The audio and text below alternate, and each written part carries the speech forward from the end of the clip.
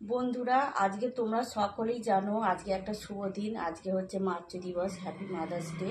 তাই আমি আমার সকল মায়েদের জানাই আমার তরফ থেকে মাতৃ দিবসের প্রীতি, ভালোবাসা এবং প্রণাম। সকল মায়েরা যেন সুস্থ থাকে এবং ভালো থাকে।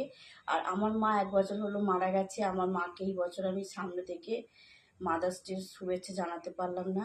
তাই মা, তুমি যেখানেই থাকো খুব ভালো থাকো এবং সুস্থ থাকো। আর বন্ধুরা, তোমরা আমার মায়ের জন্য একটু প্রার্থনা করো।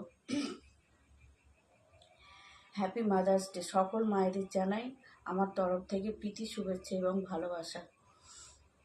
আর বন্ধুরা, আমার তো একটা ছেলে আছে, তোমরা সকলেই জানো।